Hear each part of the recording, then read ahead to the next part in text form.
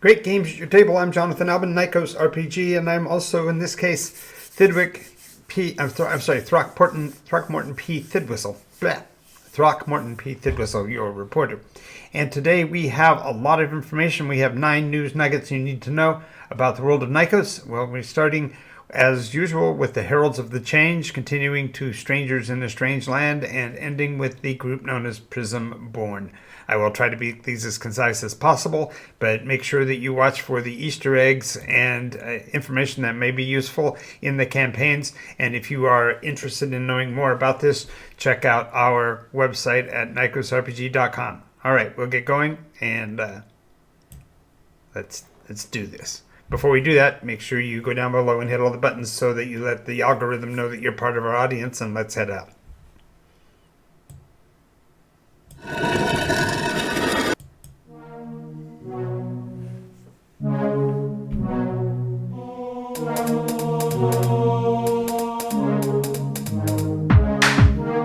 Absorbing damage is the name of the game.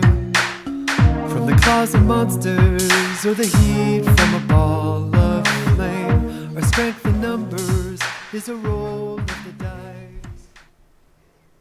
All right, so we are reporting directly from the Heralds of the Change. This group is currently lost. It's no longer accessible, and we'll get to that as we go along here. First of all, let's report the last status update that we had was that the army of the Luthanen, having faced a great tragedy in the dragon now determined to have been known as Bane, has been eliminated. The dragon has been eliminated, but the losses continued to affect them because of the scintillating nature of the dragon's attacks. For more information on that, you'll definitely want to check in with us over at Nycos, NycosRPG.com.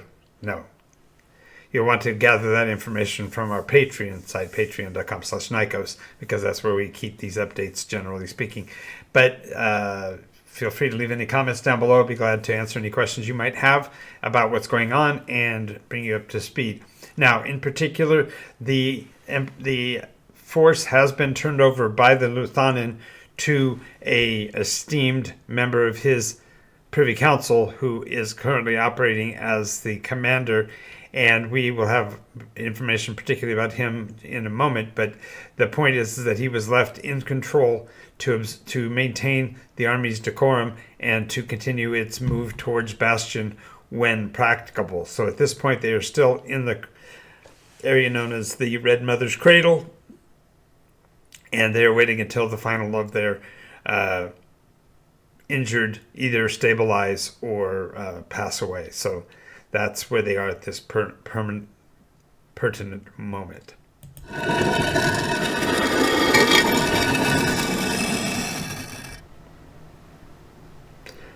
Now, Syrian Nael Carrion has taken on the troops and is rallying them. There were a few additional losses due to the scintillation damage, but it seems like they've gotten the better of it. Alas, they have not been able to recover any of their air cover, and so they will be operating in a vulnerable state. But as of this point, they have not seen any other dragonic activity, and they think that they may have actually dodged a bullet on that front, and therefore are getting ready to continue their move towards Bastion.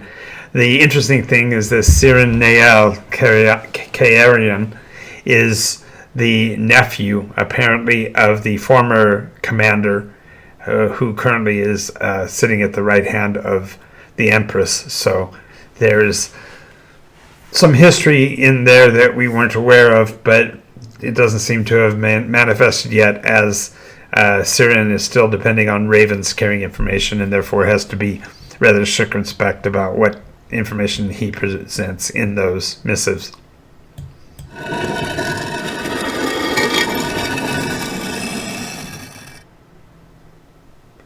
Now, this also means that this is the second full week without any word from the Luthanen, and as they had marched off fundamentally into the snows, there is concern that he may have actually met his demise. Rumors are beginning to spread, but there's hope yet, as it has only been 2 weeks, and the longest that they have been out of contact has been about 6 weeks. So they're not too worried about it at this point, but it is rather concerning, as he was so hands-on in the earlier part of the campaign. It seems like he may have left so much to Siren that he has simply abrogated his responsibilities. So again, rumors are circulating about what might be going on and where the Luthanen might have actually gone to.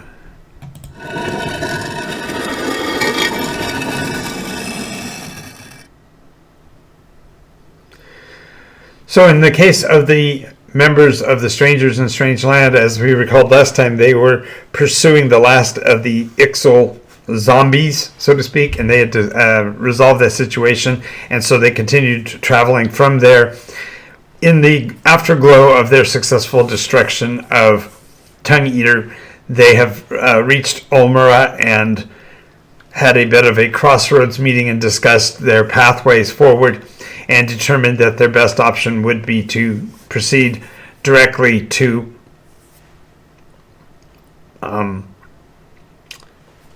Potiphar.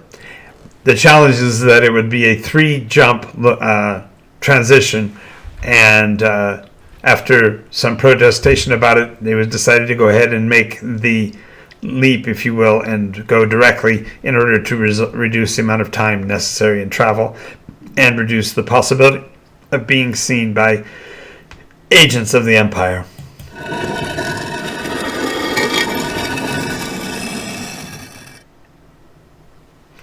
With that in mind, therefore, they traveled as quickly as they could. And the challenge with this fast travel is that there was a bit of a misstep. It appears that there was a time distortion that was started in their last time in Potiphar, when one of their adventuring members, in order to expedite their departure, forged a document at some point in the past utilizing temporal travel, and therefore left an indeterminate signature on a document, which caused some kerfuffles and led to a temporal rift that the players came into account with. Now, this did cause some serious confusion as they entered the city and entered the area and found that the temple had been manipulated and things were not as they had been originally, and therefore it was obvious that something else had changed, and so they determined to analyze it, and as they calculated and figured it out, they did determine the cause of the problem.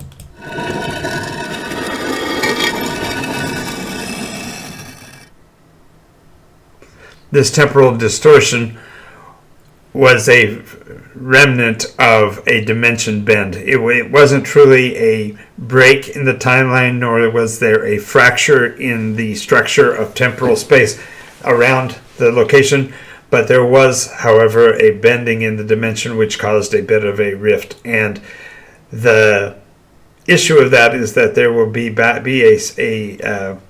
backlash from that once it gets straightened out. And so even as the players endeavored to fix the problem and resolve the conflict, they didn't take into account that the backlash might take a period of time to resolve, and so they were still worrying and kibitzing about what might happen as the time distortion was taking care of itself, which resulted in a rather severe backlash where everything returned fundamentally to the way it should have been, with some rather odd side effects.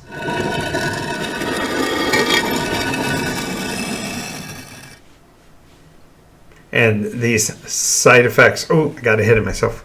Boop. We will be right back.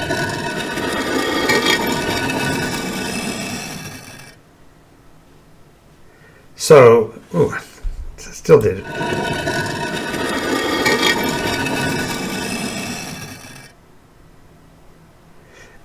Therefore, the issue is that their fast travel had triggered the backlash, and having resolved the conflict and putting it back on the proper timeline, they simply had to wait enough time for things to get back to normal. And once that was accomplished, they were able to make some progress on their storyline and are in the process of resolving what they had come to Potiphar to do.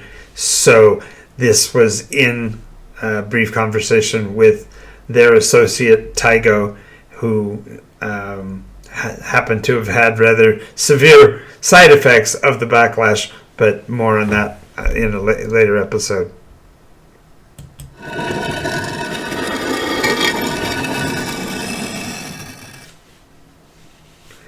As to the Prismborn, as you may recall, the last week they were attempting to escape from the besieged city of Nexus by circumventing the guards and traveling in the Underdome. And as they had progressed out of the city, they looked back just in time to note that the Urglic forces that now apparently included a couple of the Ordning, which means giants were involved, had finally broken through the walls of Nexus. And so it is believed that the city of Nexus is falling, or it has fallen, and the adventurers of the Prismborn determined that they were going to provide that information to the first military units that they engaged on their way to the city of Nyx.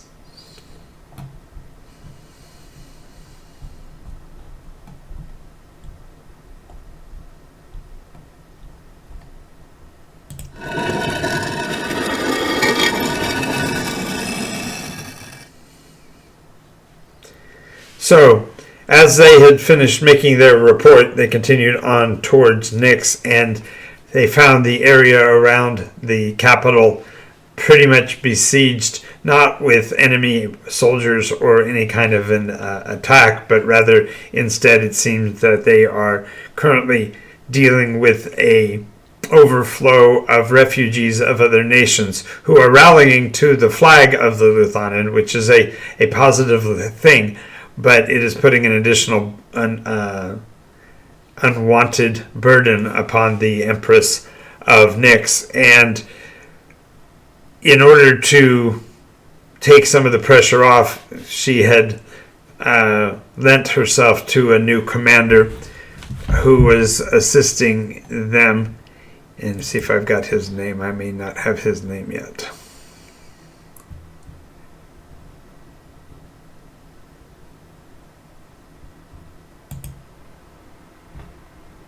No, I don't have his name yet, but the Empire, I'm sorry, the Imperial threat is not seeming to affect Nyx in any way. Instead, the biggest challenge is dealing with the number of refugees, and it's particularly burdensome to the once pristine population of Nyx to have to deal with so many refugees that are of mortal and other strains, that it is actually putting a difficult condition on the Empire and its forces, so much so that the mentioned second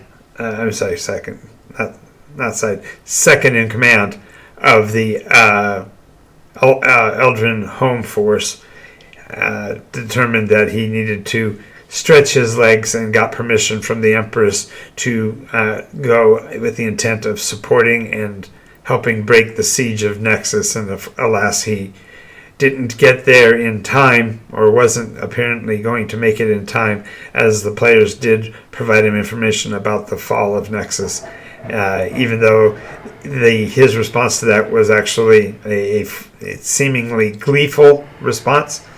The adventurers continued on to speak with the Empress herself, and so with the state of the Empire, state of the Eldrin Empire suffering, the adventurers went to speak with the Empress herself.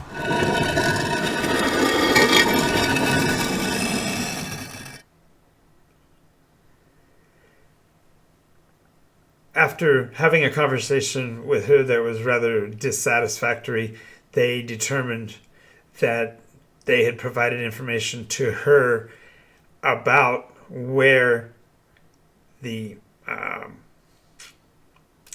indiscretions of the past had happened, and the Empress provided her second with information so that he could follow up on an investigation on his own.